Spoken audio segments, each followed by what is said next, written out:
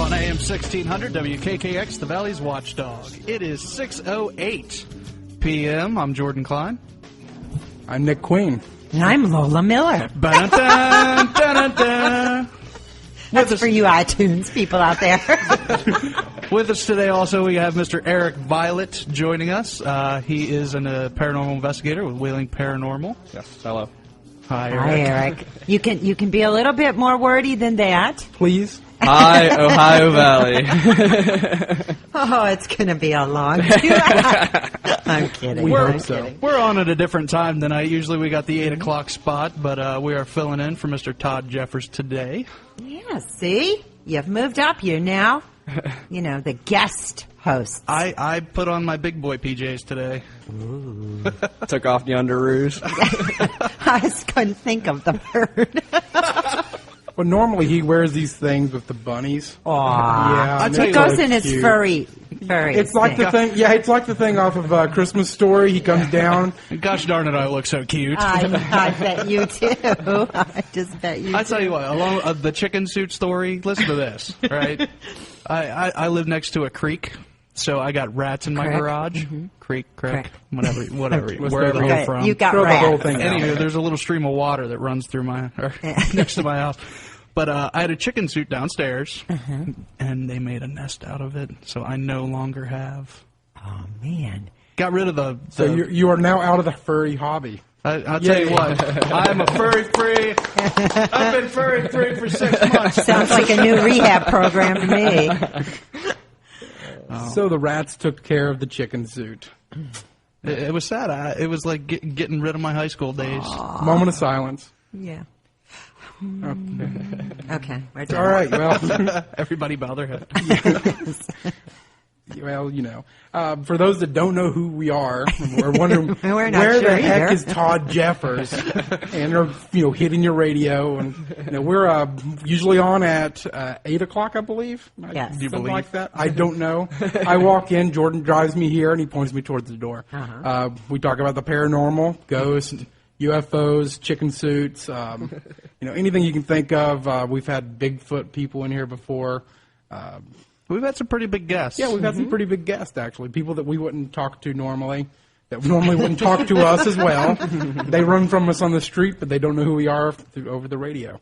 So so we're going to have a little bit different format, I guess, than you're used to with Todd. I think. Nick can do a good Lisa impression. I don't... Hello, guys! Jordan, take off your shirt. No. And that actually did happen on our show once. So... It was the Bigfoot episode. She was wanting to check and make sure Jordan wasn't a Bigfoot. So. Oh, that's right. That is right. Remember that. Yes, I do. You yelled at her for it a little bit. Like, hey, what are you doing? This isn't Todd's show.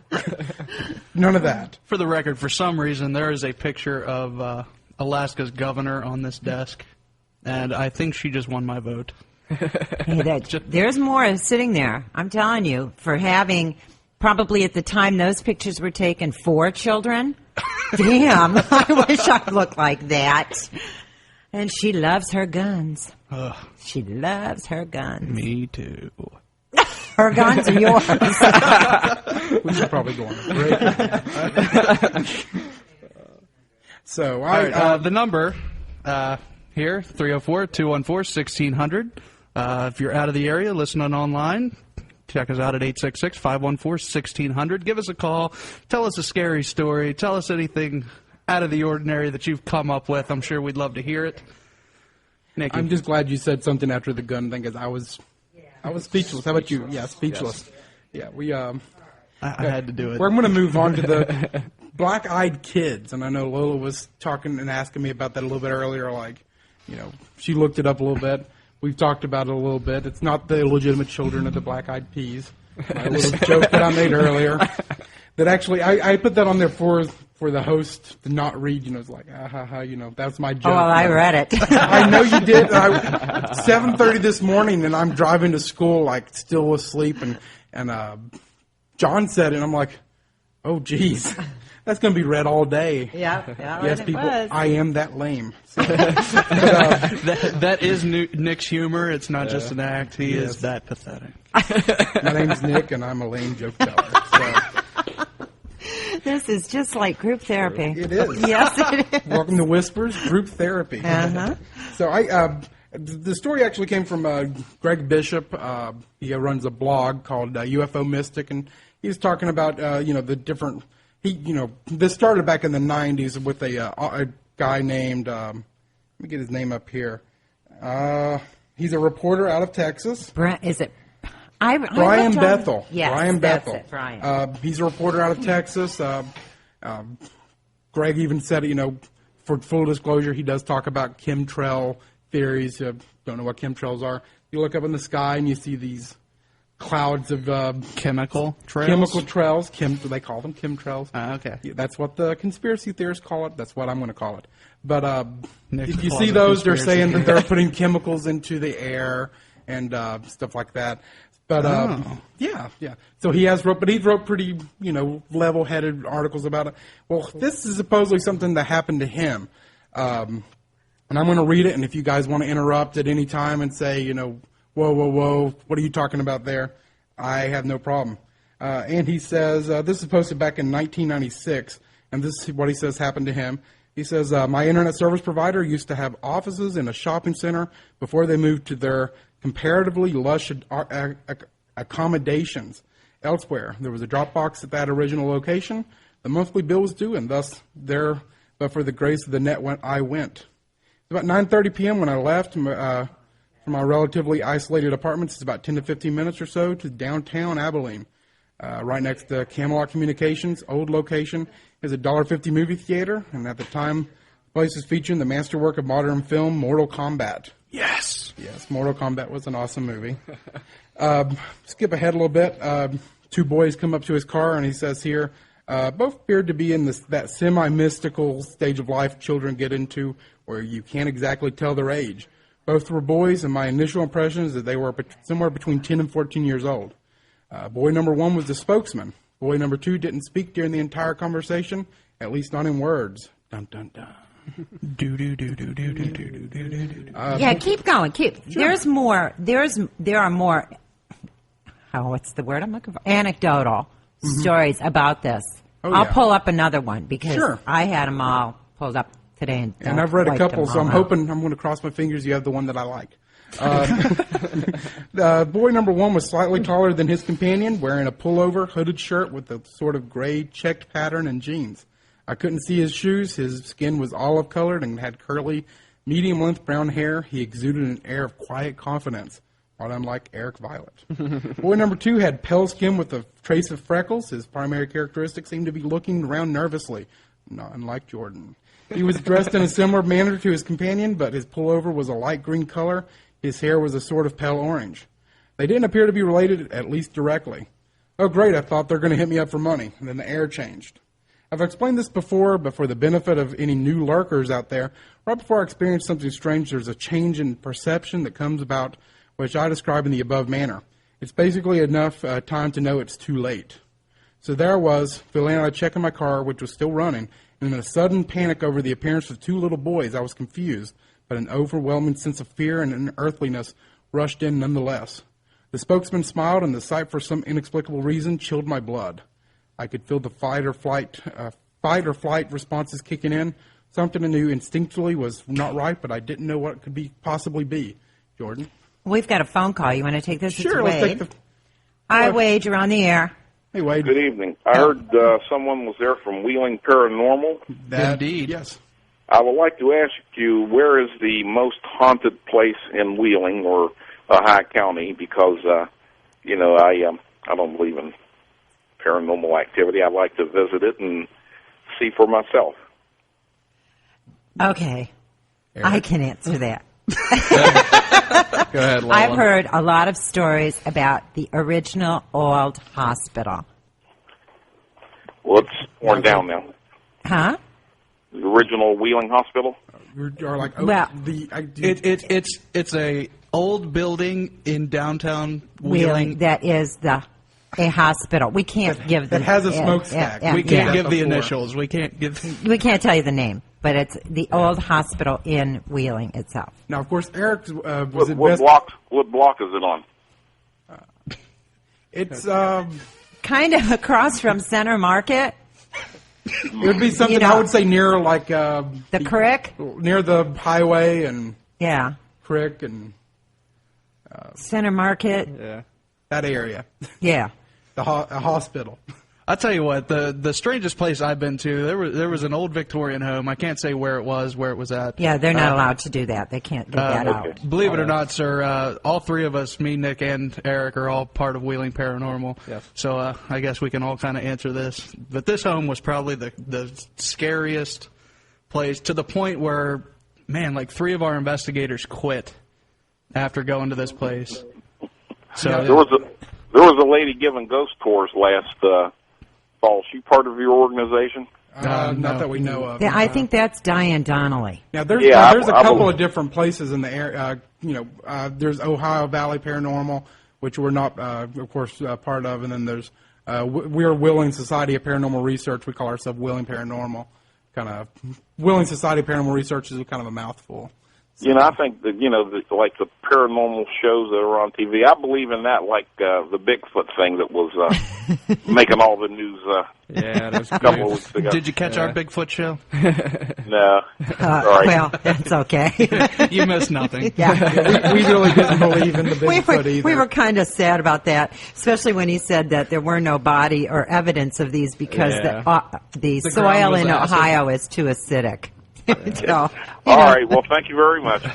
There's always excuses for stuff. That's the way I put it. All right, So children with black eyes. children with black eyes. Let me see. I can't remember exactly where it was. So there I was filling out a check in my car. These 2 boys come up, and the spokesman, which was boy 1, smiled, and sight for some inexplicable reason chilled my blood. I could feel fight or flight. I already said that, didn't I? Yeah. Sure. I rolled down the window very, very slightly and asked yes. Spokesman smiled again, broader this time. His teeth were very, very white. Hey, mister, what's up? We have a problem, he said. His voice was that of a young man, but his diction, quiet, calm, and something I still couldn't put my finger on, made my desire to flee even greater.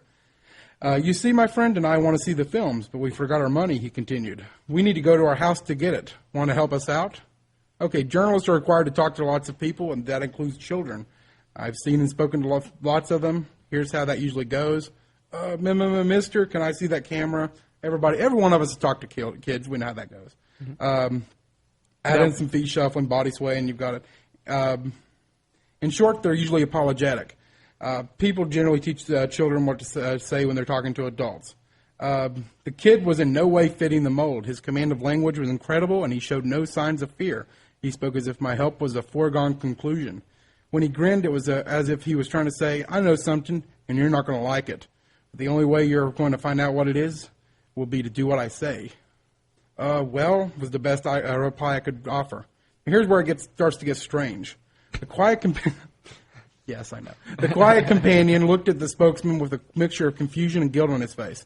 He seemed in some way shocked, not with his friend's brusque manner, but that I didn't just immediately open the door.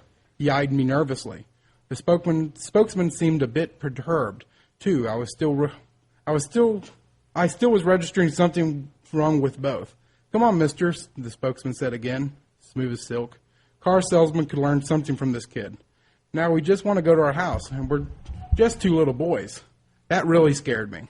Something in the tone and diction and all again set off my alarm bells. My mind was frantically trying to process what it was perceiving about the 2 figures that was wrong. Was all I could manage. I felt myself digging my fingernails into the steering wheel. What movie were you going to see? I asked finally. Mortal Kombat, of course, the spokesman said. Yes, Jordan's put his fist in the air, pumping it. The silent one nodded in affirmation, standing a few paces behind. Oh, I said. I stole a quick glance at the marquee and at the clock in my car. Mortal Kombat had been playing for an hour, the last showing of the evening. The silent one looked increasingly nervous. I think he saw my glances and suspected I might be detecting something was not above board. Come on, mister, let us in. We can't get into your car until you do, you know. The spokesman said soothingly, just let us in. We'll be gone before you know it. We'll go to our mother's house. We locked eyes. To my horror, I realized my hand had strayed toward the door lock, which was engaged and was in the process of opening it. I pulled it away, probably a bit too violently, but it did force me to look away from the children. I turned back. I offered weakly, and then my mind snapped into focus. For the first time, I noticed their eyes. Now, this is, of course, where the black-eyed kids thing comes from. They were coal black, no pupil, no iris, just two staring orbs reflecting the red and white light of the marquee. At that point, I know my expression betrayed me. The silent one had had a look of horror on his face and a combination that seemed to indicate the impossible had just happened, and we've been found out. Skip a little bit. He says, "Come on, mister, we won't hurt you. You have to let us in. We don't have a gun." And he's, the last statement scared the living hell out of me because at that point, by his tone, he was plainly saying, "We don't need a gun." Was I not allowed to say that word? Yes, you can say that word. You said that. All right. And then... Lola cusses like a sailor. Yeah. Lola, you cuss all the time. That wasn't even a cuss word. It's a geographic location. I said you could. Okay, I have a question. Sure. I have a question. When was this taking place? 1996. Okay. Here's my question, and it reminds me of when we had the Mothman guy. And part of the Mothman story was that there were people coming out, the Men in Black, and they were saying that it was like they were wearing the older clothes that weren't in style anymore. 60s. They were saying things that like 23 skidoo, that people just didn't say anymore.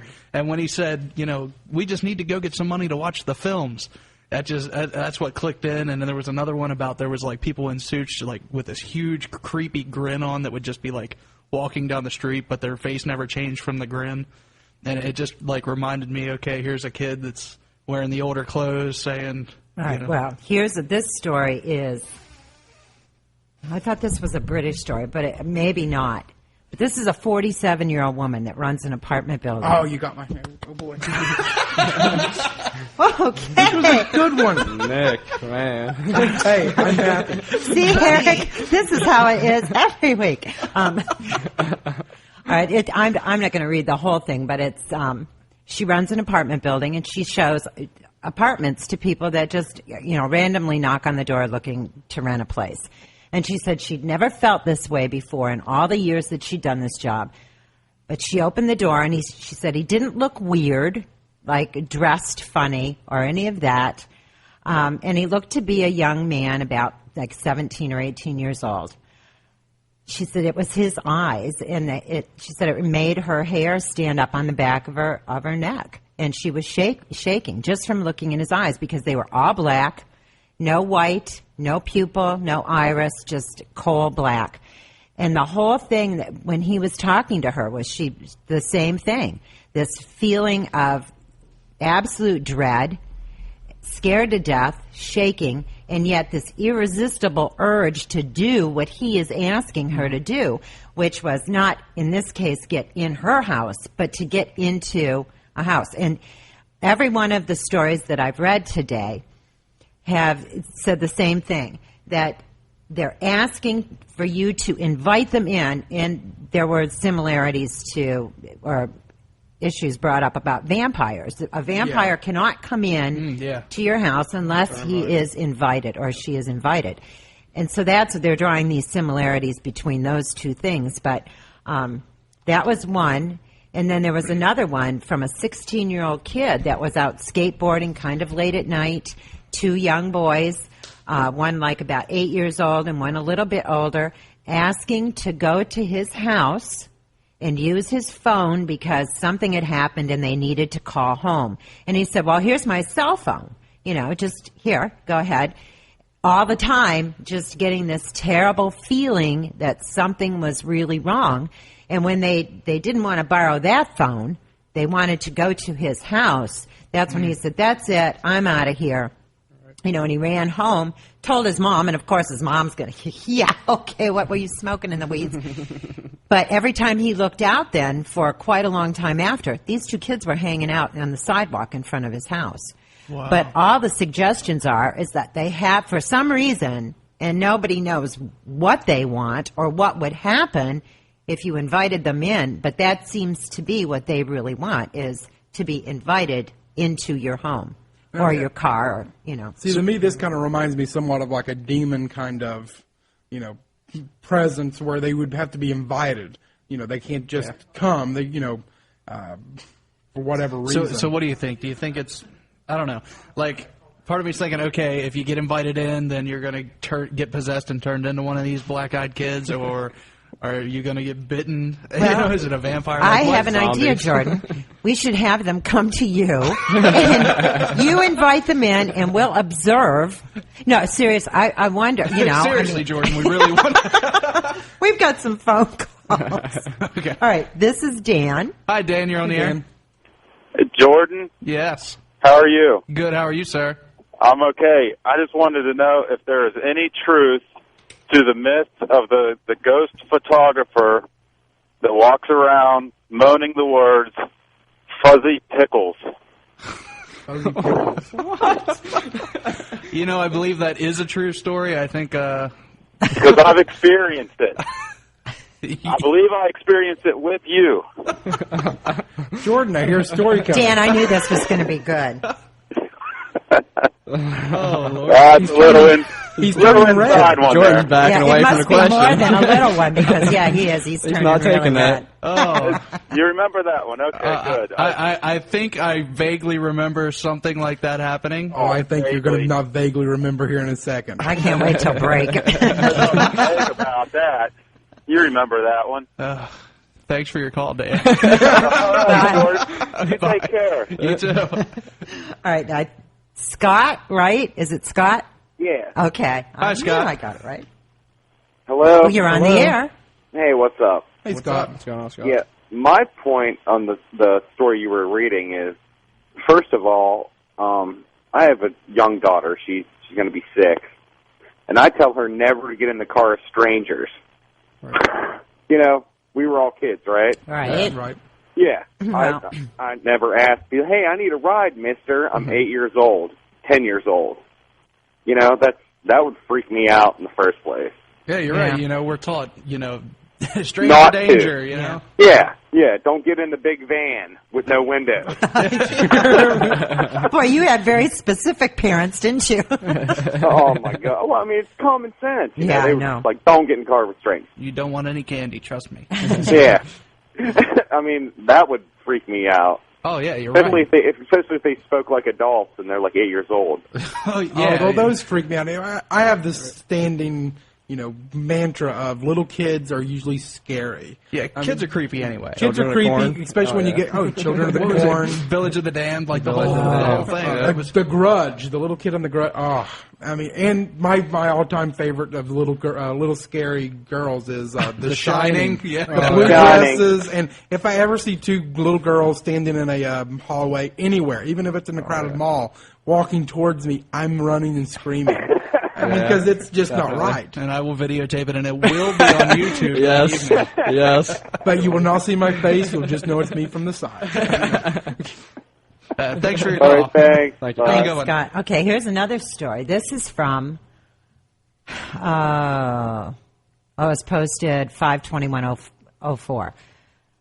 But this one is a girl. The other stories that I read, the kids were boys. This one is a little girl knocked at somebody's townhouse door, said she was lost, looked to be between 10 and 12. She had a coat on with a hood because it was raining out, but she knocked on the door and said she needed to call her parents because she was lost. And the guy said, he asked her where she lived, and she just kept saying, please, can I come in and call my parents? I'm lost. It'll only take a minute. And then when he said he was going to call the police for her, he closed the door, went in his room, picked up the phone, and she kept banging and banging. And she said, well, please let me come in and wait for the police here because it was cold. He said he almost let her in, but the whole thing just sounded so odd. So he advised her to please go to the manager's office, and he would let the police know. He closed the door, walked away, called the cops, and told the story. And, of course, they arrived to find no little girl in the manager's office, and the manager said she hadn't seen anyone like that. Wow. This is scary. Well, these stories are mainly pointing at adults getting approached by children, whereas the caller was just talking about children, telling your children not to approach adults. Well, obviously, you're telling your child not to do that, Yeah. but these stories are not that.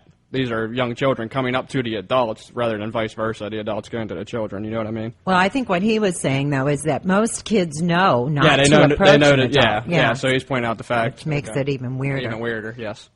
Okay, I think we probably should take a break. Okay, we're going to be back here in just a moment with Dan Brown. Oh, yeah. I want to hear how his little project. And you'll find out more about that here in a second. This is Whispers on AM 1600, WKKX, the Valley's Watchdog.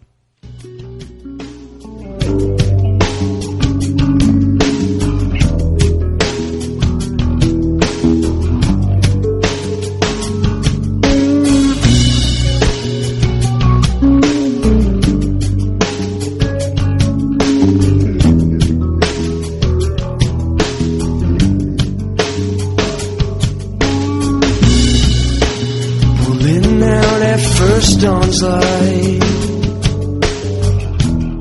Gotta free my mind, get you out of sight.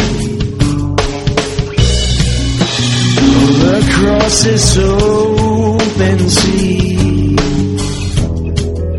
sparkle blue beauty like a young man's dream.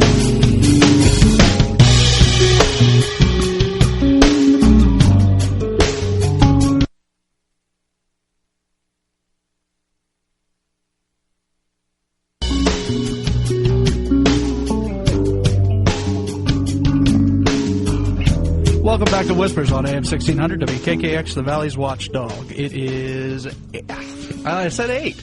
It's 6:39 here in downtown Wheeling. Phone number's here, 304-214-1600. If you're listening online, 866-514-1600. With us today, we got the wonderful Lola Miller running the show in the back. See, we got, he knows. You got to talk up Lola. If not, you're done. I know. She's the key to everything. We got Eric Violet with Wheeling Paranormal hanging out with us, and we have Dan Brown, Crazy Dan the Lego Man, runs the Toy and Plastic Brick Museum in Bellaire. Thank you for having me. You got to get up into that I gotta microphone. get up the mic. Yes, you do. I'm not good at radio yet, guys. Just Yet? shoot me and hit me upside the side of the head. We'll get there. A little I gotta- closer, yeah. Yes. Don't be afraid I of the could microphone. say something, but I'll No, wait, the- save it for a break. This is PC radio, guys. You can't talk about stuff like that.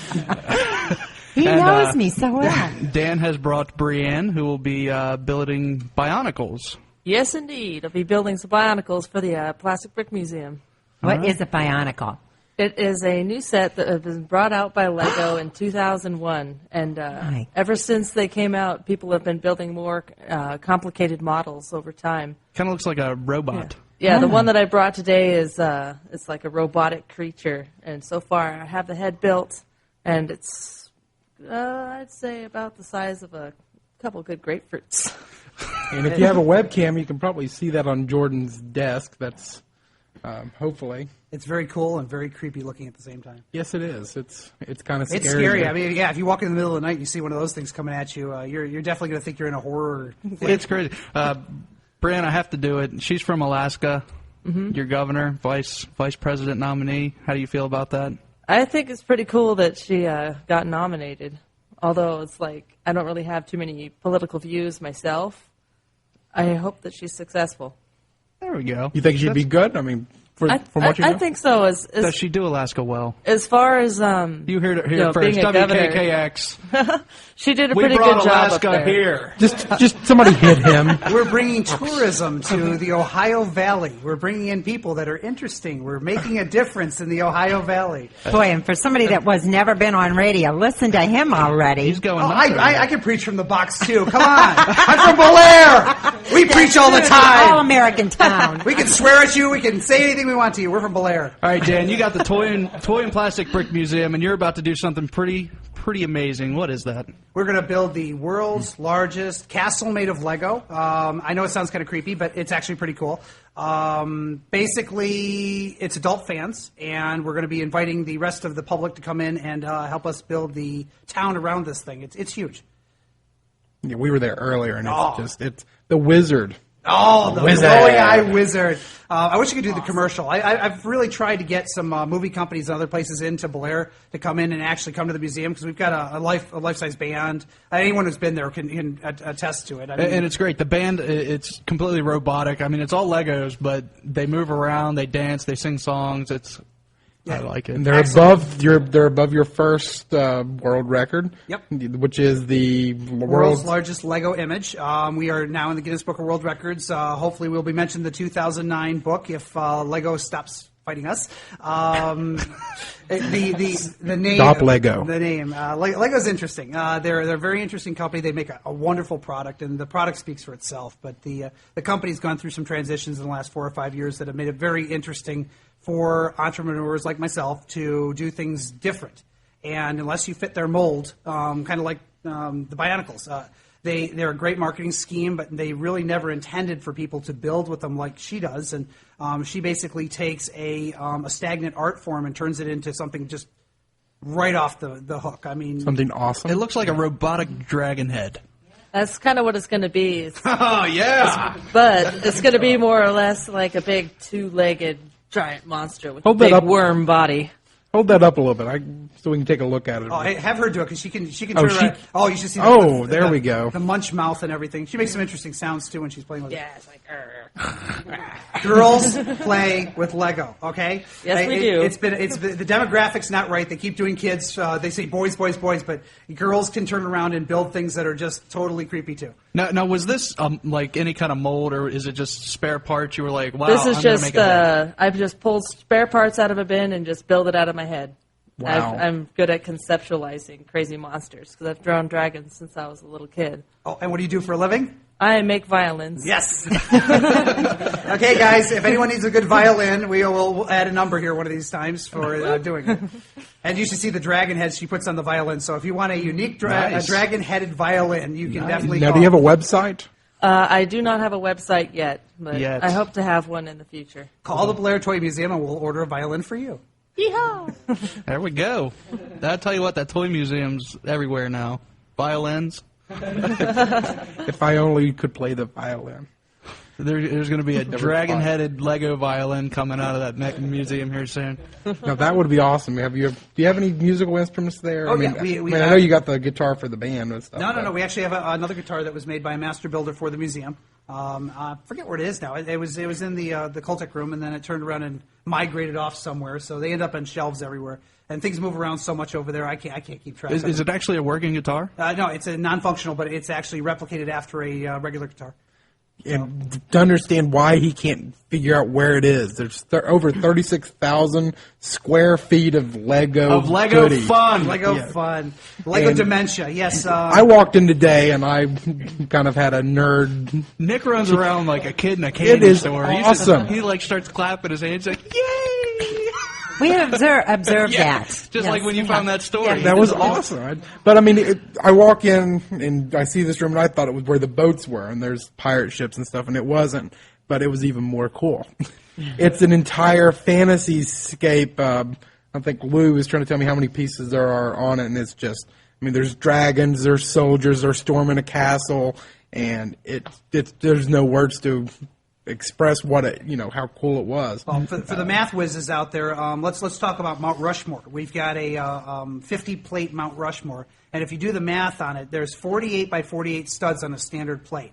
Multiply that by 50, and then turn around and multiply that by 2,048 pieces, and multiply that by 3 cents or 4 cents a piece, and then you'll have an idea of what this hobby costs. It's a very high-end hobby.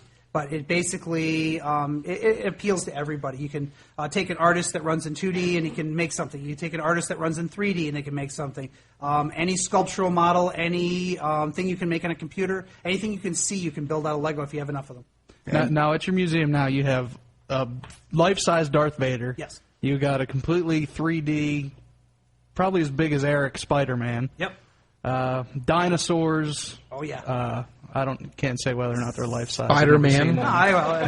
Good baby dinosaurs. Did you say Spider-Man? R2-D2. Yep. Big Bionicles. Big There's Bionicles. gonna be Bionicles. a big dragon-like Bionicle. You got the band. You got soon-to-be 2 world records. Yep. Sports players. You got Kobe Bryant. You have Dirk Nowitzki. Dirk Nowitzki. And Dirk is made out of custom bricks. He's actually made out of flesh-colored bricks, specially made by the company. 20,000 flesh-colored bricks. Yeah. Wow. Now the Clone Trooper. the clone trooper stands you up. mean the battle droid. The battle droid. I'm sorry. Yeah, he's a 1-to-1 scale robot. He's basically a furniture lift on crack. He's and the best part is they actually made a little mistake when they made him. He actually makes a air escaping sound when he goes. It's like a sound. There. And what ends up happening is basically it actually makes the kids move back. So it's really cool. It actually works. It's got a good function to it. So they don't stick their hands in there and lose a thumb or anything. Liability. Thank you, lawyer. But basically, it's just, everything's made to impress people. I mean, and like all of our clubs, we're trying to make something bigger than the other guy and, bigger car, bigger house, whatever. We just build bigger. And if somebody builds something in 3-foot scale, we have to build in 5. If somebody builds in 50-foot scale, we have to build in 100-foot scale. Now, how long have you been doing this? I know we've talked to you about this before. How old were you when you started this hobby, and how much has it cost you over the years? The IRS is probably listening, so I'm not going to tell you exactly how much I'm involved in it. But, I had to ask the question. Yeah, I was building as a little kid, obviously. Basically, I think about 5 or 6 years old. And then I used to bug my dad for, we'd take it to the store. I want 2 Lego sets. He wanted to buy me 1, and I'd always get 2. And then just over the years, habitual pack rat, thank you very much. So I turned around and just collected and collected and collected. And I really didn't realize how much stuff I had until I put it in one place. And when you buy an old school, it's really cool to find out how much stuff you have, kind of a challenge to see if you can fill the whole thing. Well, I won. I filled the whole thing. Good job. Thank you. And what's the first cool thing that you built? First cool thing, it was a guitar, actually. It was a guitar? It was a dual-necked guitar. I no longer have it. It was destroyed for brick, but I built that when I was about 7 years old, and I let it sit there for about 10 years. It got all crusty and dirty and nasty, and finally I broke it apart for parts. But, yeah, that was sitting in my TV room for a good 10 years. And then after that, I got into castles. So I like the castle theme, and then I entered what they call our dark ages, where you don't build. So, and then I kind of came out of it at about 4 or 5 years ago and decided I wanted to open a toy museum. And I went and talked to Alan at Kruger Street Station. Props for Alan. He's got a great place. And then I just wanted to do something different with a Lego bend to it. And then I met with Lego, and basically it turned into this monolith of Lego success. That's awesome. I love it there. Now, there's like 2 or 3 cities there. Just to skip. I mean, you walk in and there's like skyscrapers in one room, and there's a spaceship. Yep. Somebody had built you with the people their fingers move. There's so much stuff. Here's something else I want to bring up. You were talking about like your big Lego guy that was a pirate. Oh, that actually sailed the seas. Yes. You have an astronaut. When you run a museum based on Lego, it's very interesting. My favorite part of the whole place is actually the things behind the model. Example, when she's building here on the Bionicle sets, it's not the fact that she can build. It's the history behind the other models that she's made and the inspiration that she uses to build with. The different ways that she uses elements and parts that really make things different. When you're talking about models or you're talking about things, you have to come up with a good story behind them. And it's funny, we didn't have to embellish it all. The company that sent us our pirate was nice enough to lose it for us, and it ended up in the bowel of a ship for a year floating around the world. And they were going to auction it off as they do with any unused cargo, and they opened the crate to see what was in it, and they found an invoice for the toy museum, and boom, there he was. So he was floating around the world for a year, and then all of a sudden he showed up in the museum. So it was great. Now, you were saying today you had an astronaut as well. Yes, we have the only official NASA astronaut. Click McBrick is his name. And as a promotion, Lego turned around and brought him down to Cape Canaveral and had him go through astronaut training. So basically, we have an actual official astronaut at the museum. So he went through everything. The centrifuge. They have pictures of him everywhere around Cape Canaveral doing all the stuff that astronauts do, and then they gave him his official patches. So we actually have a NASA uniform on the astronaut. He's actually got his name, badge, and everything. It's really cool. That's sweet. All right, where is the museum at? For people that want to get there, how do they get there? Well, let's see. By helicopter, you basically fly over the... yeah. No. I got that one. By car, you turn around... well, depending on what road they close this week or what time... Well, I know that's a If the tunnels are challenge. open, you take 470, get off at the Bellaire, or the Route 7 exit south, get off at the first Bellaire exit, which is the 48th Street exit, hang a right, and it's the huge building on the right-hand side that says Plastic Brick Museum on it. It's on 4597 Noble Street. What school? What was the name of that school? The Gravel Hill School. Gravel Hill School, okay. It's up by the hospital. So anybody who's wounded and you want to have a fun time before you go in for surgery, come on over. Check out some Legos. Do you have any Lego doctors? Go get your surgery. Not yet. Might need one after this interview. And is there a charge? And what are the hours? We need to know all this. We'll charge you as much as physically possible. So we Okay. have a gift shop, so we're going to try and grab as much money as possible from you. It's $8 for adults, $6 for kids. It's worth every dime. We have a building room where the kids can come in and have a blast. You can color on the chalkboards. We have coloring contests and all kinds of stuff to do. And just the museum itself is really neat. So it's something very different. And either you can go to California, spend $2,000 to fly there and stay there and go to Legoland, or you can show up in Bellaire, Ohio. And we'll have 2 world records there. Two world records. I mean, you can't beat that. Now, this weekend, you're Brick show? the Friday, Saturday, and Sunday, correct? Correct. Saturday's going to be the big day. Our shows are a little bit different than the national shows. The national shows are basically you walk around, you look at stuff. Ours is very interactive. We want you to build. We want you to color. We want you to come in just wanting to have fun. You can come and see the museum, too, of course, and see specific artists' works that are only going to be there for that weekend. We have, of course, the Bionicles. She's got a whole table of interesting creations and wild stuff. We've got custom bricks. We got a place coming in called Erickson Bricks that's going to be able to make your custom bricks for you and turn around and they engrave your name on them and things like that. We have a photographer coming in to take pictures of the kids from last year's world record. So if you I forgot to tell this, so this is world news. If you worked on last year's world record and you want your picture with the certificate that we just got from Guinness, come on in on Saturday and they will take your picture. They'll charge the heck out of you, but it's worth every dime. You worked on a Guinness World Record and you're going to have kudos for it. Very nice. And Lola's gone. We lost her. Let's see what you did. The Bionicles are taking over the booth. Oh my goodness! Yeah, if teachers are listening and you will do field trips and things like that, they can bring a whole class at the same time. Oh, or sure. Do you have enough of those poofy things that will make them definitely take steps back? We've had, I think, 6 or 7 school districts through so far. 4-H, Cub Scouts, Boy Scouts. They've all had a blast. We have a nice little program for them where they come in and we charge them a group rate, which is very, very affordable. And they have a really fun time. Okay, what's the phone number? 740-671-8890. Or let's see, I can never remember numbers, so it's 888-867-5310, like the song. So 867-5310. Oh, there it is. Yeah. So I 309. I tried to get the 309 one, but they wouldn't let me have it. So I guess some police chief's daughter has it. Oh, so nice. I couldn't get that one. My son had Hot Stud for a while, so Oh, geez. I didn't do ringtone, so I did a wild phone number. See, now you also have some websites, danstoymuseum.blogspot.com. Oh, that's a hard one. I couldn't find your regular one. I'm sorry. Brickmuseum.net. www.brickmuseum.net. Okay, brickshow2008.com, which is about the world record. Correct. And then people can go buy stuff at the brickmuseumgiftshop.com, and I have those linked on our website. So if you have a problem getting those down right now, go to our website, click on it, and go visit Dan online.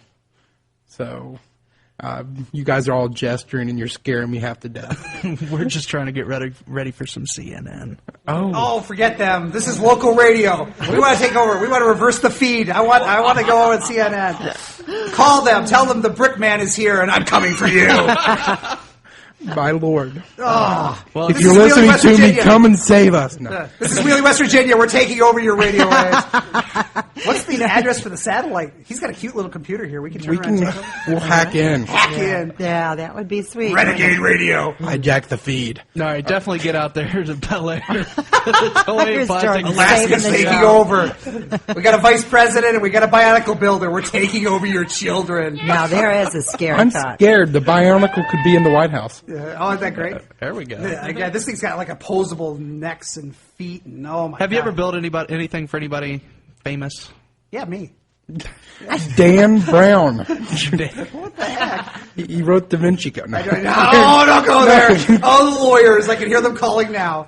Oh, don't do that. I'm Yeah, he's sorry. already He did had not his own write Da lawyers. Vinci I Code. didn't write Da Vinci Code. He All did right. make a Mona Lisa out of brick, right? Yeah, Was no that you? comment. No, Eric Harshberger made that one. Oh, but okay. I- That it's in the thing's museum. awesome. It's in the museum. Yes. Mona Lisa out of the brick.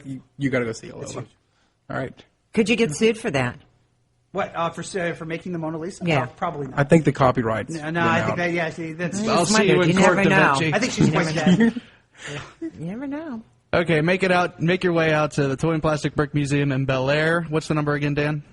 Sing it for us. 888-867-5310. There you go. 310. All right, and you'll be hearing more from Dan as the weeks go by. Dan is going to be sponsoring our show. Yes, he is. So I'm taking over. He is going to be part of us. I'm afraid he is. I only scared 2% of the populace. Thank you. All right, we scared the rest. We got to take a break and let CNN do their thing, and then we will be back with Whispers on AM 1600 WKKX, the Valley's Watchdog.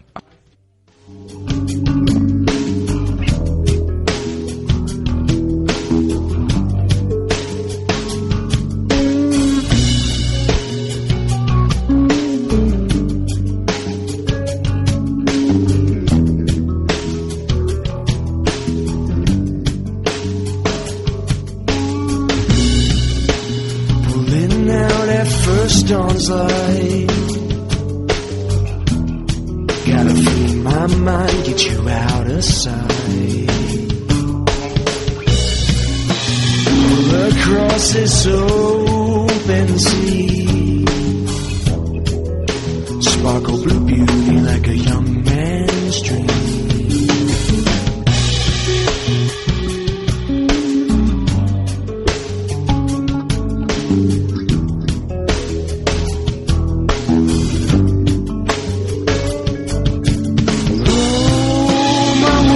Falling in, all around me tumbling.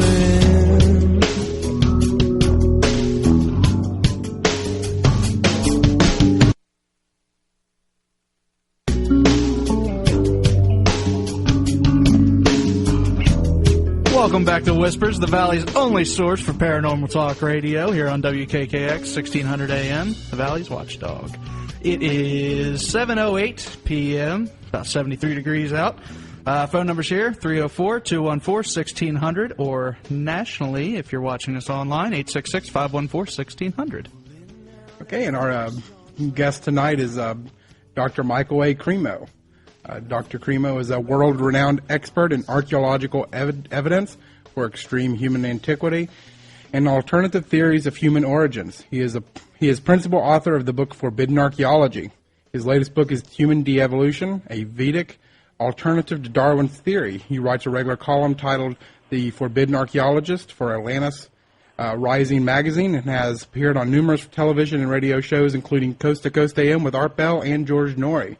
He has presented papers on his work at leading scientific institutions, the Royal Institution in London, the Russian Academy of Sciences in Moscow, many others, and scientific conferences organized by leading archaeological societies such as European Association of Archaeologists or the Archaeological Congress, and he has also spoken at many of the world's leading universities. His papers have been published in peer-reviewed conference proceedings, volumes. After receiving a scholarship to study international affairs at George Washington University, Michael began to study the ancient histories of India known as the Vedas. In this way, he has broadened his academic knowledge of spirituality from the Eastern tradition. Glad to have you with us, Michael. Happy to be with you and all your listeners. Now, your latest book out is called Human De-Evolution. So I have to ask the question, what is de-evolution exactly? Is it de-evolution or devolution? I say devolution, but, you know, I'll accept de-evolution if people want to pronounce it like that. Basically, after I wrote my book, Forbidden Archaeology, which contains a lot of archaeological evidence that contradicts the Darwinian theory of human evolution, people began to ask me, well, if we didn't evolve from apes, then where did we come from? So my book, Human Devolution, is my answer to that question. And to put it in a nutshell, to put it very, very simply, what I propose in that book is that we don't evolve up from matter, as most scientists now believe, but rather we devolve or come down from a level of pure consciousness or spirit. And I propose that, I mean, before we even really ask this question, where did human beings come from, we should first of all ask the question, what is a human being? Now, today, many scientists are going to say, well, a human being is just a combination of chemicals, just a combination of the ordinary material elements. But I think when we look at all the evidence that comes to us from various fields of science, we'll see it's more reasonable to say that a human being is made of three things. Ordinary matter, yes. But beyond that, there is a subtle mind element that has some very unusual powers like psychokinesis, mind over matter, telepathy, remote viewing. And then beyond that, there is a conscious self that can exist completely apart from the body. So basically what I'm saying is we didn't evolve up from matter, but down from pure consciousness, or spirit, if you like that word. So what would that be exactly? Are you meaning spirit like a Christian spirit, like what's inside of you? I prefer to use the word pure consciousness. Consciousness is the basic feature of our existence. We wouldn't be having this conversation if I weren't conscious and you weren't conscious. It may be difficult for us to put what we think consciousness is into its words, but we all know we have it. We all experience it. And the question is, what is the origin of that consciousness, that individual, personal, conscious self that we all experience every day, and which is the basis of everything else that we do or say? So many scientists today will say that consciousness is just a product of chemicals interacting in the brain at a certain level of complexity. And they'll say if you disorganize the chemicals, then you won't have any more consciousness or love or anything that's associated with consciousness. But what I'm proposing is that consciousness itself is primary. Consciousness always exists. It existed before this body. It will exist after this body.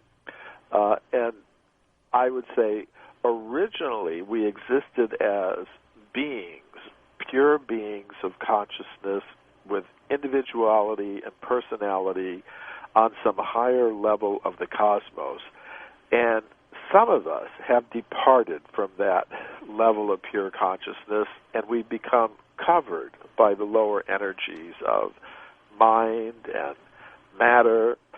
And our purpose of life, our main purpose of life, should be to restore consciousness to its original pure state. Now, how do you propose that we do that?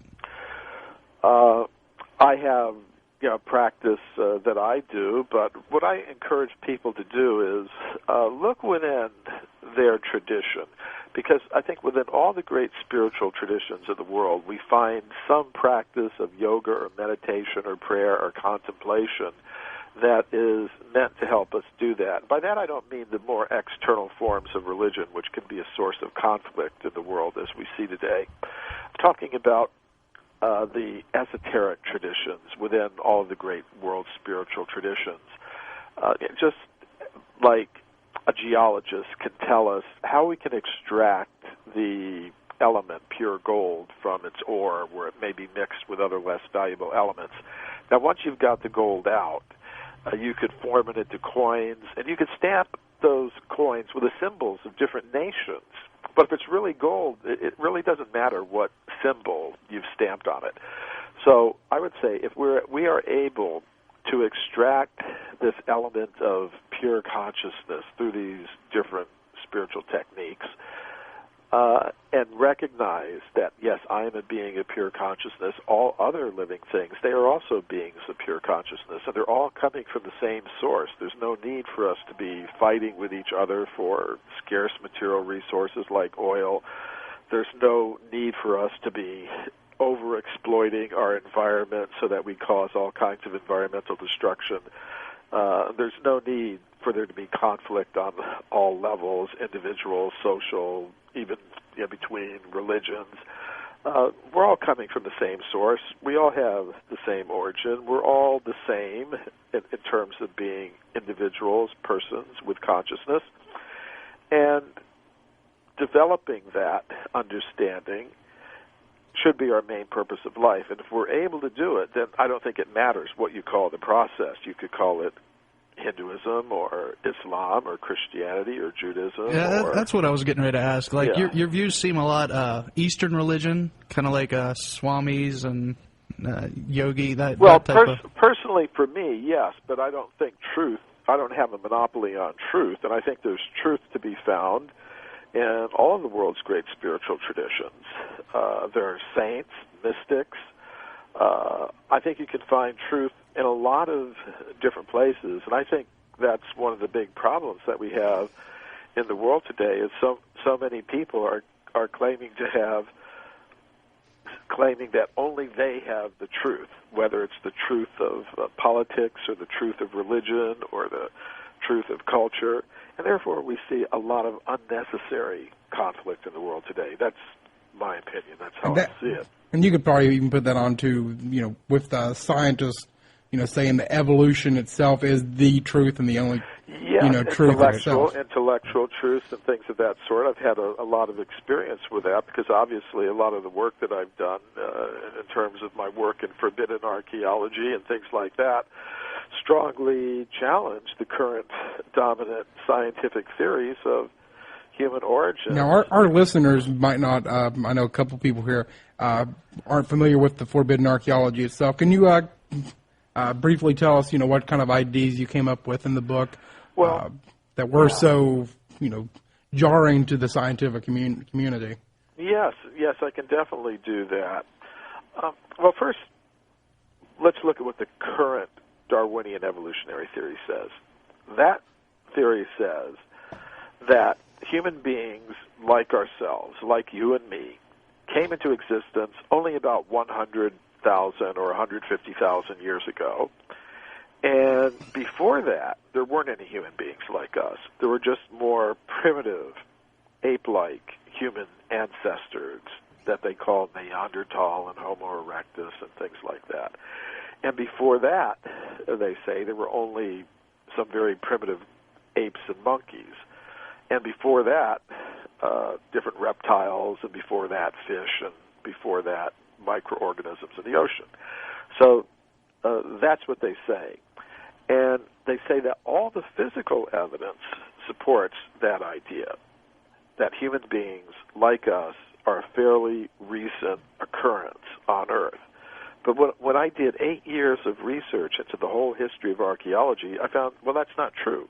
Archaeologists all over the world have found evidence that human beings like us were existing millions of years ago, and the evidence includes human skeletons, human footprints, and human artifacts from all parts of the world.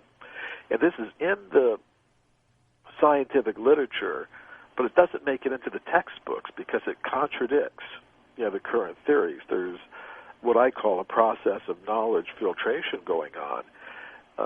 I'll just give a couple of examples from the United States. In the 19th century, gold was discovered in California. There was a gold rush there. So miners went to get the gold, and they were digging tunnels into the sides of mountains like Table Mountain in the Sierra Nevada mountains in California. And deep inside these tunnels, the miners found in the solid rock human skeletons and human artifacts, obsidian spear points, stone mortars and pestles, and things like that. So what makes these interesting is that the human bones and human artifacts were found in layers of solid rock 50 million years old, which completely contradicts anything that we learn today in the textbooks about human origins. So the rocks definitely weren't too acidic. Right. So these discoveries, they were reported to the scientific world by Dr. J.D. Whitney, who was the chief government geologist of California. Mount Whitney is named after him. And his report was published by Harvard University. So we're not talking about just some stray report. This is a professional scientist publishing a report through a respected university, Harvard University. But we don't hear about these discoveries today in the textbooks. And that's because of this process of knowledge filtration. There was another scientist, a contemporary of Dr. Whitney.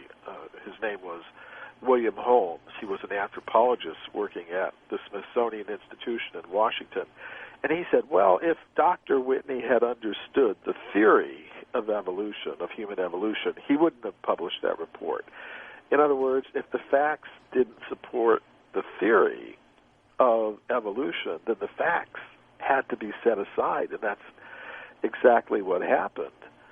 So if there were just one case like that, well, maybe, it'd be understandable. People might be skeptical, but there are hundreds of cases like this from the scientific literature of the past 150 years showing that humans like us have existed practically since the very beginning of the history of life on Earth. Okay, so my question, why would scientists hide the fact, Well, I've thought about that quite a bit, and it's a question I get almost every time I speak. And I think there's a few reasons. First, I think it's just human nature. For example, if I love somebody and somebody tells me something bad about the person I love, I don't want to believe it. I may even become angry at the person who tells me because it just doesn't fit my picture of the person that I love.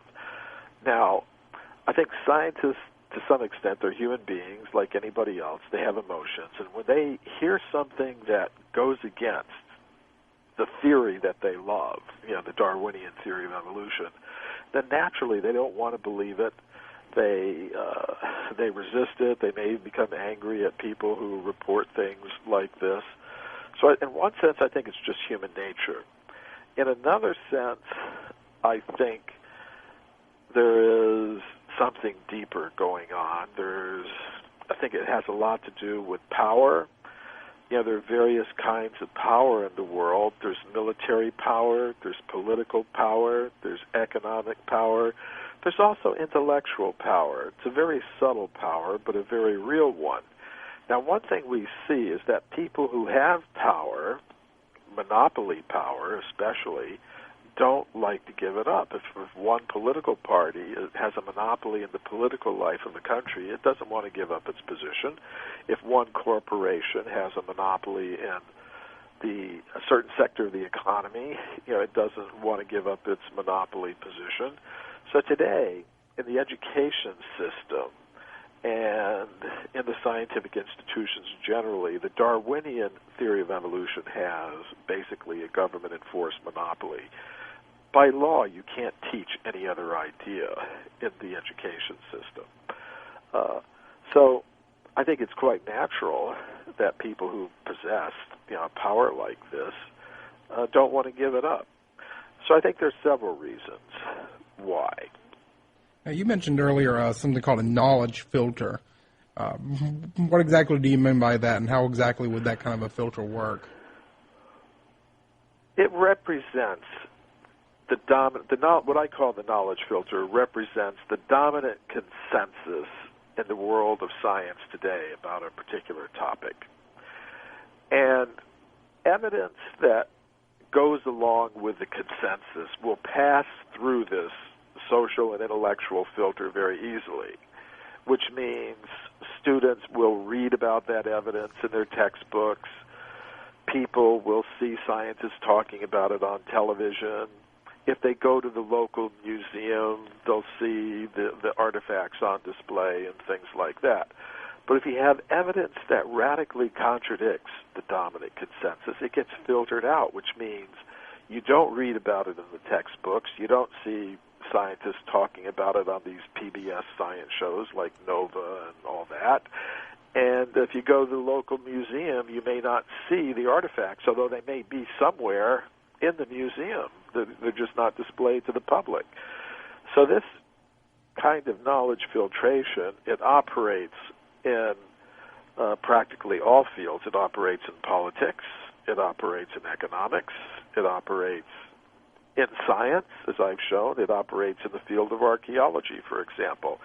The artifacts from the California gold mines that I mentioned a little bit earlier, the 50-million-year-old human artifacts from the California gold mines, are still in the collection of the Museum of Anthropology of the University of California at Berkeley, but they're not shown to the public. This is what I'm talking about. And it also operates, for example, in other fields, paranormal fields, the UFO field, for example. There are many credible reports of UFOs, but they get filtered out of the official media, the official scientific literature, the official government reports. Now, I know in archaeology, which of course you're part of, in Egyptology, the studies of the pyramids and stuff, there's also this kind of a backlash toward any theory but the the one that we learn about in grade school and high school. That's Yes, in Egyptology that does go on. I know some of the researchers in what I would call alternative Egyptology, like Graham Hancock and Robert Bivall and John Anthony West, and Robert Schock, a geologist who's done a lot of research about the Sphinx. And basically, they've all concluded that these monuments, the pyramids, the Sphinx, all of that, is far older. They're far older than we're now being told. And they've done excellent research on that. But because it radically contradicts the dominant scientific consensus on this question, those views are excluded from the education system, but fortunately, there are ways that people can get knowledge aside from the official education system. We have the World Wide Web now. We have alternative radio. We have all kinds of ways people can get knowledge now. It's much easier for people to get knowledge of this kind that's been filtered out from the official media and from the official education system. Can you imagine if somebody could really make a splash and get the kind of attention that would be needed to try and change literally, you would be changing the course of history. Yes. Well, everything we know. Yeah, just take Egyptology for one small segment. That is a lot of money that would be lost in the change of theory as to even when these events occurred. You'd be changing the Bible. Every single aspect of our life and our education would be drastically different if these facts came out and were made mainstream. Yes, I think that's true. And I think a lot of people are aware of that possibility. I think that's why you see the popularity of films like Indiana Jones and the National Treasure and things like that. There's a grain of truth in those things, and I think you're absolutely right. But there are people who don't want to see such changes, and I was mentioning this intellectual power that scientists and others have in our society today. And it's really, most people don't think about it very much. When they think of power, they think of military power or economic power. Presidential power. Presidential power. As a matter of fact. But really, at the root of it all lies this intellectual power. Yeah. And how it works is like this.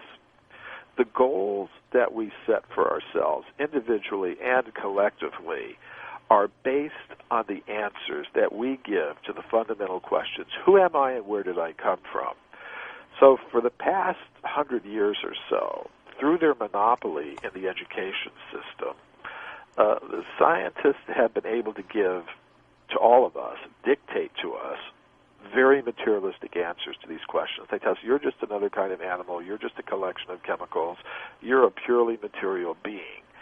So I think it's no surprise that our whole worldwide human civilization has taken a very materialistic turn, so that most people think that the main goal of life is to produce and consume more and more material things. Now that process of producing and consuming unlimited quantities of material things generates a huge amount of wealth. And that wealth flows into the pockets of scientists and others who invent different kinds of drugs, pharmaceuticals, weapons, consumer products. Lola's a big fan of pharmaceuticals. Yeah. She had to go to the dentist last week, and it's the only thing that kept her going. Hey, Michael, hold on just a second. We got a few phone calls. Sure. Okay, this is Justin. Hi, Justin, you're on the air. Hi. Hi. Hi, Justin. Do you have a question? Yes, all I wanted to know was how did you get into this type of studies? Well, that's a very good question.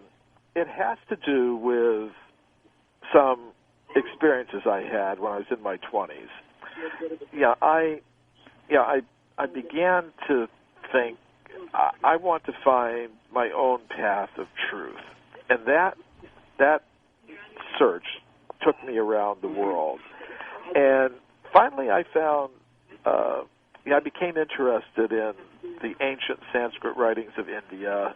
I found a teacher, a guru from India who I liked, and I began studying these ancient writings, which had accounts of human civilizations that existed millions of years ago in the past. It was completely different from anything that I'd ever heard from my teachers in high school or university. So then I discovered, that the same kinds of accounts could be found not just in these ancient writings from India, but from practically all the great spiritual traditions of the world. So I thought, if there's any truth to what these writings are saying, there should be some physical evidence to support it. Now, when I looked in the current textbooks of history and archaeology and anthropology, I didn't see any such evidence. So I decided to go further. I said, okay, I'm going to go beyond the textbooks. I'm going to look at the original scientific reports of scientists from the time of Darwin up to the present. And when I did that, I found something very amazing. In those original scientific reports, in the original scientific literature in many different languages, there were many reports of scientists finding human bones, human artifacts, and human footprints, millions of years old. That's incredible. Now, at first, I thought, okay, maybe I'll do 8 weeks of research, and then I'll write a little article about it, and then I'll go on to something else. But that 8 weeks of research turned into 8 months because one case led to another. I would find some report, maybe in French or something like that from 1893 about some discovery that was made in France. And then some little footnote I'd see, and then such and such scientist found some human skeletons and that he thought were 20 million years old, but we know that can't possibly be true. So I would find out, I would look up that article, maybe in another German archaeological publication, and it would be really great. It would be a fantastic description of finding human bones millions of years old. And you would think, well, could there be something wrong with this evidence? But the report would say, no, he considered all the possibilities, how maybe it had slipped down from some higher level. He said, no, there's no evidence of that whatsoever. So by tracing out these reports, one led to another. And the 8 weeks of research turned into 8 months, and the 8 months turned into 8 years, and then finally it was enough to put into this book, Forbidden Archaeology, which is 900 pages long. It's a big book. Full of hundreds of cases. Now I know that some people read a 900-page book, so I brought out a shorter edition of it called The Hidden History of the Human Race. So if 900 pages sounds like too much, you can get the short edition of it called The Hidden History of the Human Race. Hey, I just wanted to say thank you for your call, Justin. Yes, thanks, Justin. We do have another call, too. Do you want to take that one? Sure, let's hear it. Okay, this is Scott. Hi, Scott. Hey, what's up? Hello. Yeah, I just want to ask him, about physical evidence. I just like to see it because... Does he have any evidence that is 20 million years old, or pictures or proof? Oh yeah, well these things do exist. Now, for example, I'm sure they're going to dump it because that doesn't go with the Christian, whatever, how the world is ran. Yeah, but no, there is physical evidence. Now, I started out by studying reports in the archaeological literature. For example, the story of the California gold mine discoveries. Yeah, I first learned about that by reading books. And then I found out some of the artifacts are still in the Museum of Anthropology at the University of California at Berkeley. So a couple of years ago, I was a consultant for a television special that was shown on NBC. It was called The Mysterious Origins of Man. Mm-hmm. And when they were filming that, I told the producer he should go to this museum and film the artifacts. But they refused to allow him to do it. They wouldn't. The museum officials just wouldn't let him have access to it. Oh wow! But then a couple of years later, I was doing a report on these discoveries for the World Archaeological Congress, which is the world's largest international organization of archaeologists. So I because of my connection with the World Archaeological Congress, I was able to get permission from the director of the museum to study and photograph some of these human artifacts from the California gold mines. Now, they're not shown to the public. They're kept in a storage building several miles from the museum itself. And I had to go with That's the museum. Convenient. I had to go with the museum official, and there was like heavy security and all this.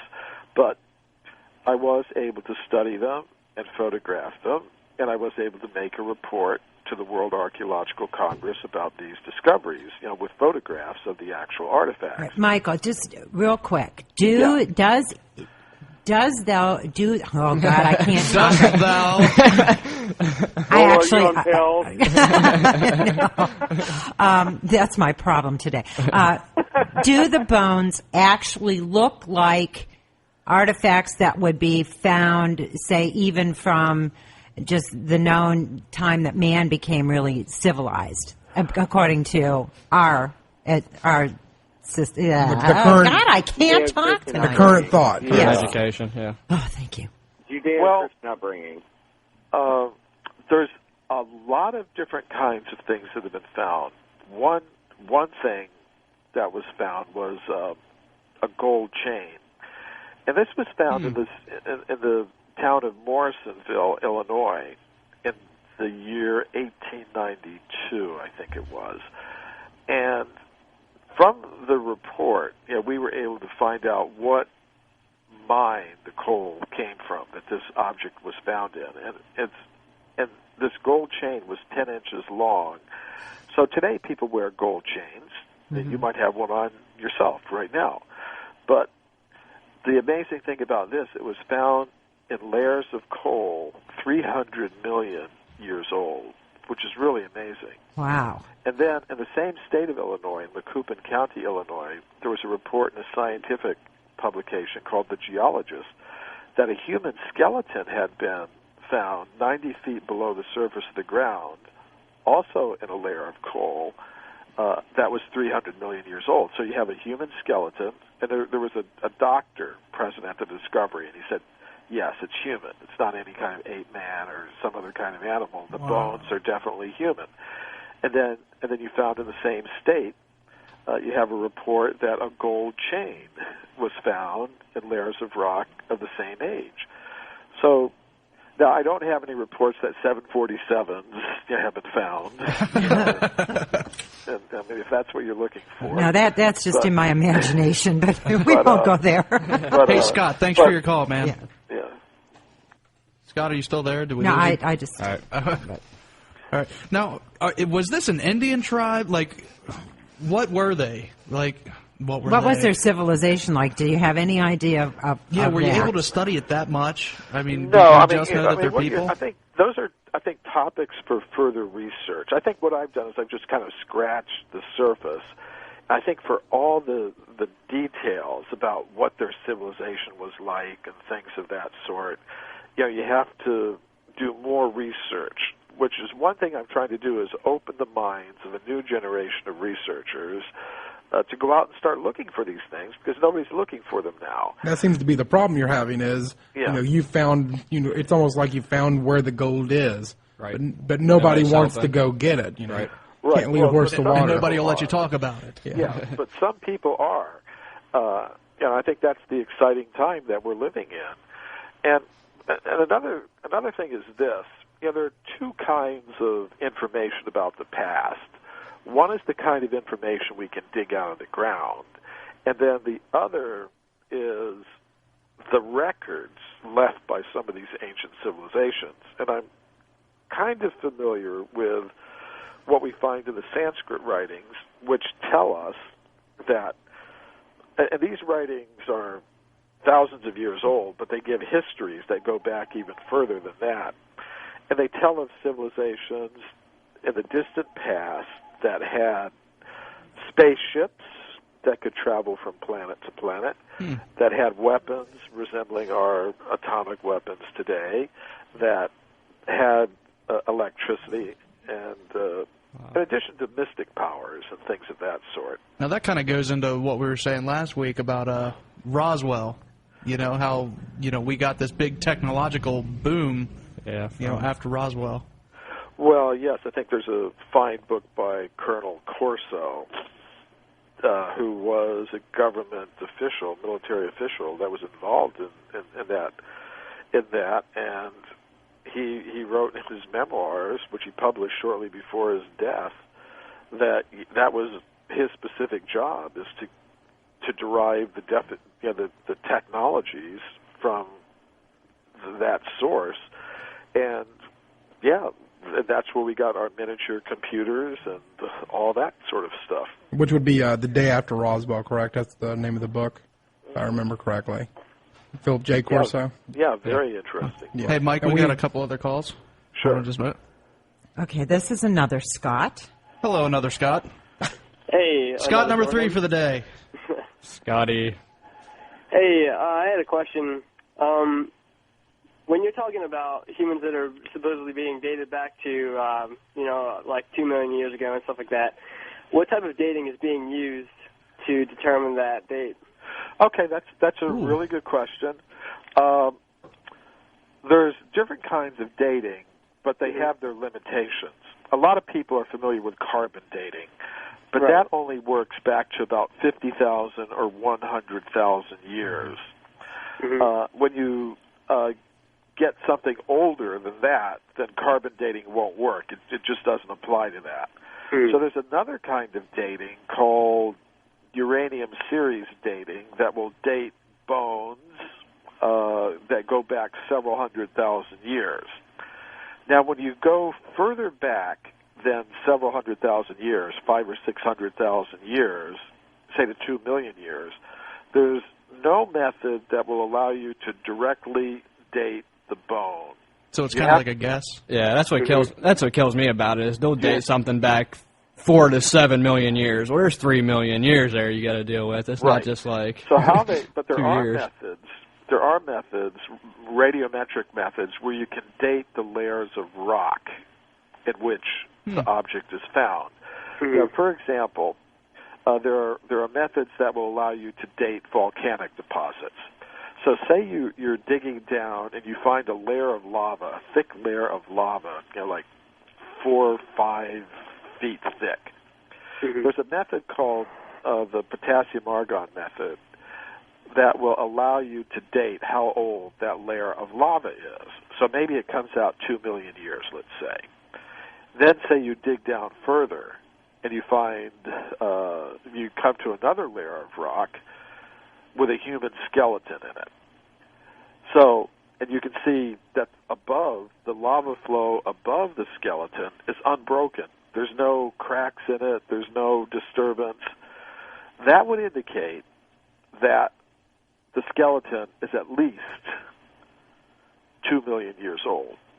So basically, say when scientists find bones of dinosaurs or other living things that are more than a few 100,000 years old, that are millions of years old, they cannot date them directly. They have to rely on methods that date the layers of rock above them or below them or in which they're surrounded. That's pretty impressive. I think that my brain just grew like just a little bit there. Thanks for your call, Scott. All right, thanks. We got one more? Yes, we do. This is Bill. Hi, Bill. Yes, I'd like to ask you a question, then I'll hang up and listen to your answer. Yes, sir. Okay, Bill. When you first started, you said that we did not evolve, but we devolved from pure consciousness. Please connect that to the findings of 20-million-year-old bones. Connect the dots for me, please. Thank you. Okay. Well, if we're finding bones of humans 20 million years old, that contradicts the current theories of human origins. So, that means we need new theories of human origins. So one idea that I worked with is, all right, we need a new theory of human origins, but I wanted it to take into account everything we can actually observe about human beings. So that means before we even ask the question, where did human beings come from, we should first of all ask the question, what is a human being? So when I looked at all the scientific evidence, I could see, well, okay, there's a material part of the human being, the bones and things like that could get left in the ground and stuff like that. But there's more. It seems like there's more to a human being than that.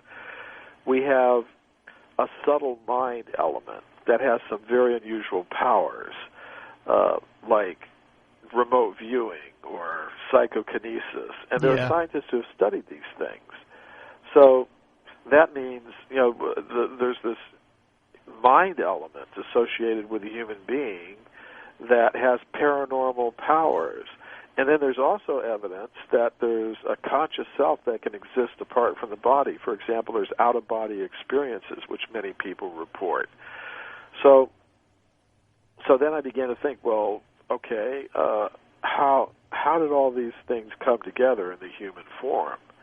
So I would say originally we existed as beings of pure consciousness.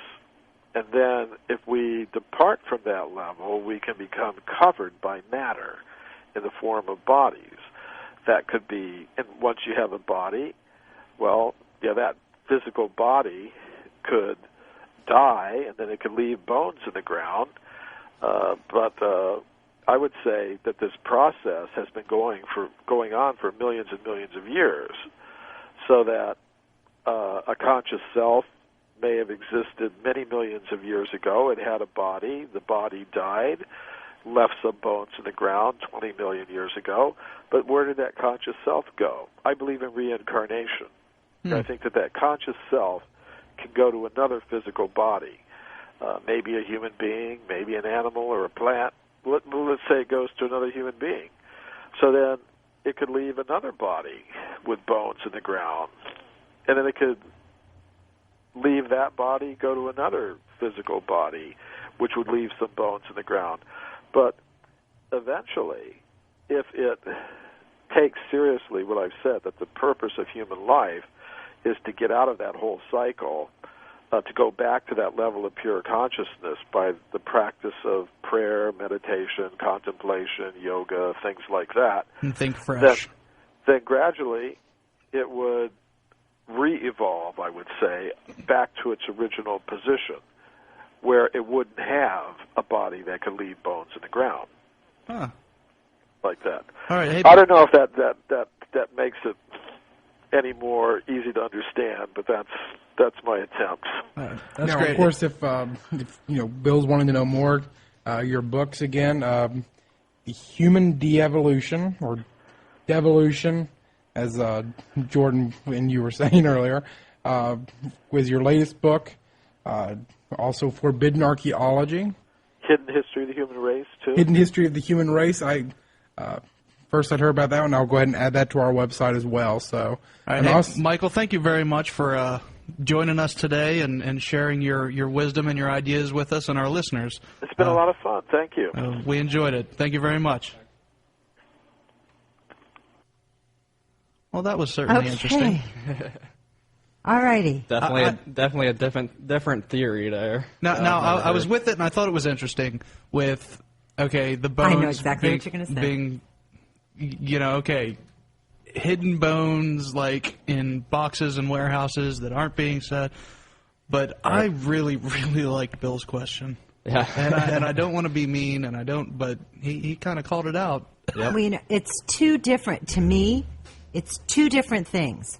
Yeah. There's his spiritual side that he has done a lot of investigation and really studied some Eastern religions and that kind of thing. And then there's the archaeological side, which whether mainstream wants to believe that these bones or acknowledge the fact that there could be bones from 150 million years ago or whatever it was. But to me, they are two separate things. you know, I was It's with two him different through the ideas, archaeology yeah. part, but boy, when he starts, the spiritual hubbub is kind of like way out there, and it's you got to put. It's like trying to grasp the idea of the universe. So here's a little fun fact. You can't think that the universe was the size of a golf ball. You know what I mean? Here's a little fun fact for you. Did a little bit of looking up on Michael Cremo, and he actually studied under the same Swami as John Lennon. And I wanted I was thinking that I as he wanted was to bring it talking. up. I was thinking he is just like John Lennon, but he's writing books instead of songs. I No wanted to bring joke. it up. That is what I was thinking in my head. I couldn't bring myself to throw in a Beatles reference. why? They threw in my drug use. I guess. What's the difference? Well, everybody knows about that. Well, I just want to bring up the fact that Jordan usually, what his pattern is, he'll comment you several times, and then he'll just swat you down. He does that every show, and I have them archived. And he does that to everybody, friends or not. They're all liars. But I do want to point out he's been asked this question before. I've listened to him before on Coast to Coast AM, and he does a very good job of presenting his evidence. And before he had written the book Human Devolution, people would ask him, okay, fine, just like Bill kind of brought up. We've got 100, 200, further back of human antiquity. Where did we come from? And I think what he's trying to do is this is his answer. I think it's his personal answer as to what he's saying. And it's harder. I mean, fine, we can all look at the bones or not look at the bones as they're being hidden. In his book, Forbidden Archaeology, I mean, it's a huge book, and you skim through because I'm a skimmer. And there's like little pictures of all these bones. I mean, the guy's done the research on the archaeological side. Yeah. I mean, he's really hit it all. It's really dug in. God. Dirty pun. Yeah, terrible pun. Yes. Come on, Nick. Where's the claps for that? I'm not clapping. I'm turning away from you now. Like he's really done his research, but man, when you get into the spiritual side, it doesn't match up with what he's saying, and that's what's confusing. Yeah, so you're saying you have a bone to pick with him about the spiritual side? We're going to sorry. Now see what you started. It's hard when you're trying to make an argument and you contradict yourself. I mean, that was something I was taught when I was a sophomore in high school. If you're going to debate about something, don't contradict yourself. That's how you lose. Now, how do you know where exactly would he be contradicting himself? What Jordan just said. He's talking about a spiritual coming of the body, saying that it's all, everything starts with the spiritual aspect of it, which is great and awesome. But if it all starts with the spiritual, where does the body come from? How do we still develop? That's his whole argument. He said we weakened from our pure conscious, and that's when matter started forming to us. So we get weak and start collecting stuff. Kind of like those dust bunnies Magneto. under the bed. They just kind of grow. And I've noticed the lazier that I get, the dirtier you get. Well, the bigger the more matter, the more girth you gain. So I guess that makes me more secular. Oh, wow. I have become really lazy. He also talks about, at this point we're being trained, which I can agree with him on this. We're being trained to reproduce and produce and consume. Oh yeah, and that is there, and I can agree with him on that. I mean, of course, I'm coming at it from a Christian perspective. Right. Lola, you're coming at it from an agnostic or atheist perspective. To me, it's hard to. But I mean, for both of us, though, we agree on this is a hard thing to see. Us coming from these, spiritual beings, and all of a sudden Why would you think I'm agnostic or atheist? I have no idea. You said it before. Okay, all right. Well, what are you? I'm sorry. You just condemned her. I know that we're all three Christians over here. And I thought she was. I'm sorry. Now I have really. Lola, you better get in that mic and defend yourself. She's going to cut off my mic. There's no defense to this. I'm very sorry, Lola. That's where. Wow. Jeez. Okay. Wow. I come at it as my perspective is that the Earth isn't millions and millions of years old. That it's just like it's presented in the Bible. That it's only 6,000 or 7,000 years old. Okay, here, Bill's back. He's got a question for us hey, now. Bill. Okay, Hey, Bill, what? Hi, Bill.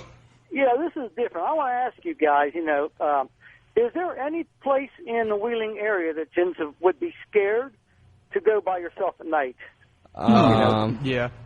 Okay, go ahead, Jordan. I would. Like I said, we had a question. I don't know if you're the one that asked it or not. I think it was a Bill that asked. Did you call earlier?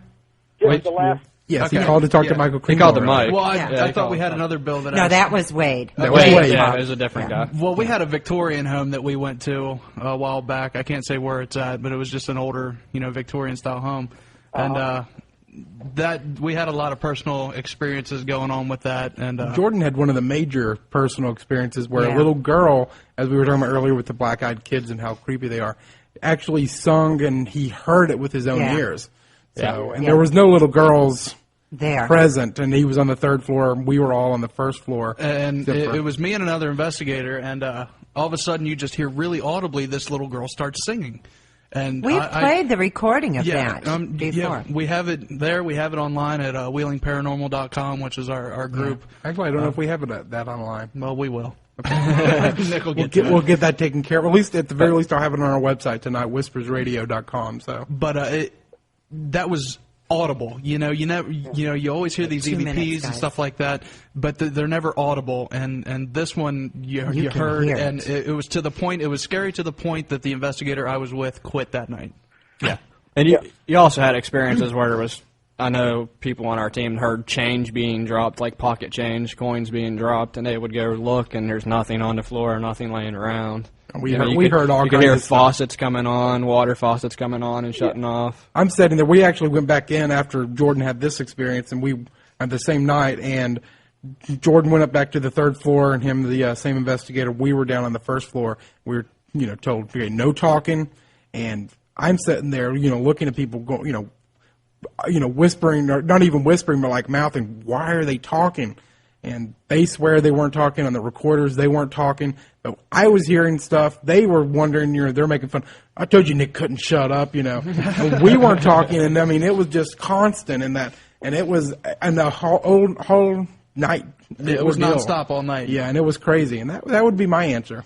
Yeah. Can I say something? Yeah, sure. Real quick. Okay. I always been interested in the occult, and in a way, I kind of wish there were vampires because except for the fact that you would have to live off of blood,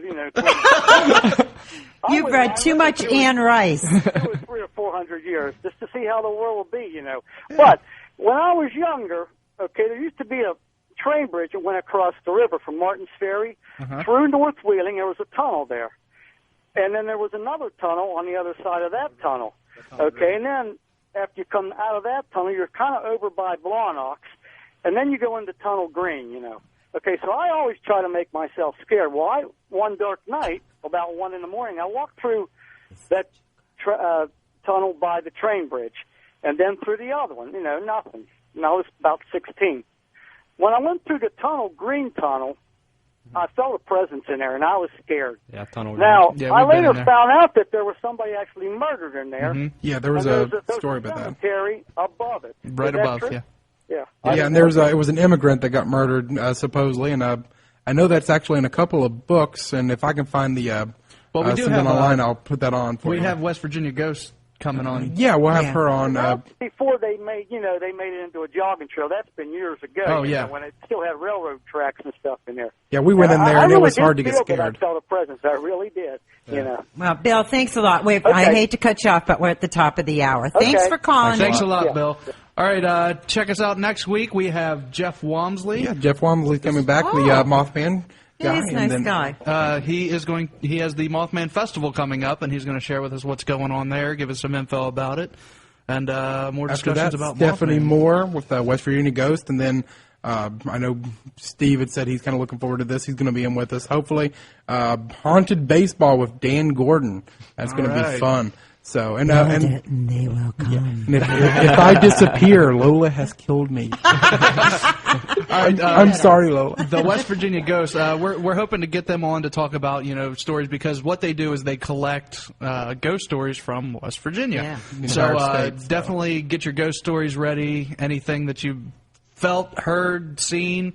Give us a call, share it, and I'm sure she'd love to hear it, and maybe add it to her website. And that's or on the whatever she's doing. 17th. So, and then we'll be back at our regular time. I'm guessing 8 o'clock. So, Next if you're week. waiting for us to come on now, we've been here before. You missed us. You have to go online and listen to us there. All right. Thanks, you guys. That's our Had time. a great night tonight. All right. Until next week, don't be afraid, only believe.